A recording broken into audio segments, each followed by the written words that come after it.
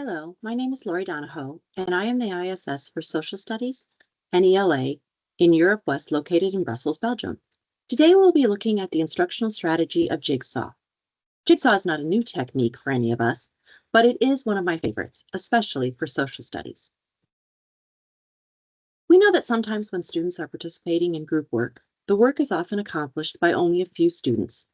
With a jigsaw, all students are engaged, and since they will be sharing the knowledge they are learning, it holds them accountable.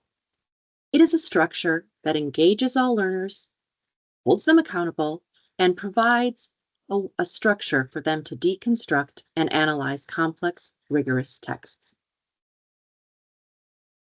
A social studies classroom, whether it is a history, a geography, or a social science class, is often rich with complex texts and a great amount of content that needs to be covered in every unit.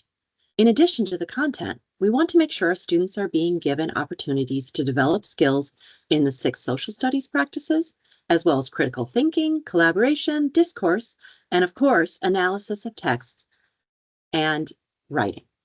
Using the jigsaw allows for instruction that focuses on both the content and skills within a manageable time frame. It is great for use with C3 inquiry and DBQs. In addition, Jigsaw requires physical movement within the activity, so students are not sitting in the same seat all class period. Since DBQs and C3 inquiries are already organized with groups of texts, Jigsaw is a natural strategy to use. Jigsaw could also be used with one longer text that is easily divided into sections. So before you create your jigsaw, make sure that you have chosen a text that is rigorous and that can be broken down or divided. And then intentionally divide and assign students into home and expert groups. Let's imagine a perfect class of 16 students. Here are 2 visuals to help diagram the home and expert groups. With this, we would have 4 students in each home group and 4 students in each expert group. And those 4 students would then go to each group and create those home and expert groups.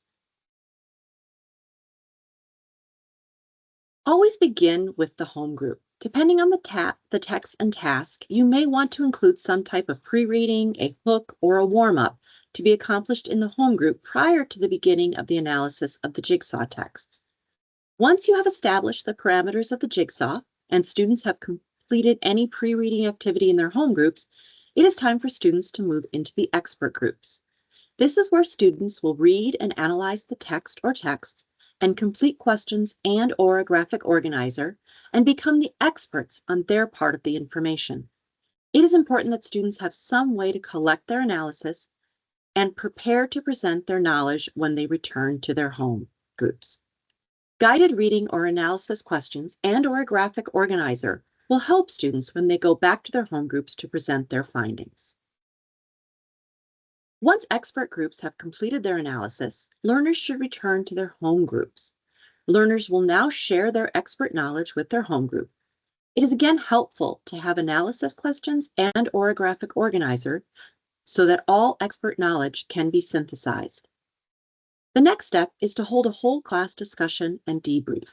Finally, depending on the intended outcome, you may have students complete a performance task using text and newly shared knowledge. Recently, I had the opportunity to use the jigsaw strategy with a teacher and a group of students at Spangdahlem High School.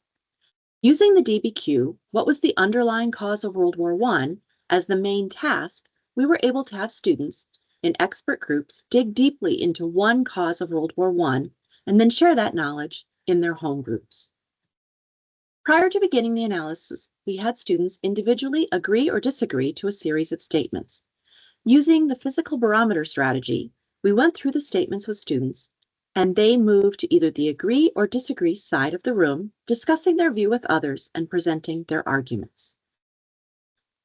After the agree-disagree activity, students then moved into their home groups and read the background essay, analyzed the map, and answered some basic questions.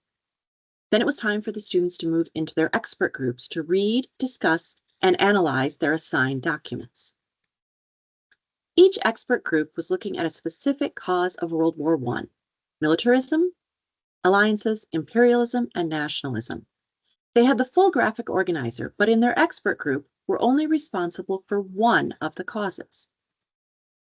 Each expert group had different texts and guided reading questions to help them complete their portion of the graphic organizer. After the expert group discussion and analysis, students returned to the home group, where each expert member explained their cause of World War I to the other members, who filled in the graphic organizer accordingly. At the end, all students had been engaged in analysis and explanation of complex texts and completed a graphic organizer that provided the main causes of World War I. Not only did students now have the knowledge of specific content, they also had practiced various skills and were ready for the performance task explaining the causes of World War I. Some tips. Intentionally group your students. Think about how you want them to be grouped together for both their home and their expert groups. Provide clear instructions and practice the strategy regularly. Provide guided reading or analysis questions and some sort of organizer for those expert groups. You may want to assign roles in the expert groups. And to increase scaffolding, more than one expert could be assigned to a home group. I hope you have fun trying the Jigsaw method. If you haven't before, I sincerely suggest that you do. Thank you.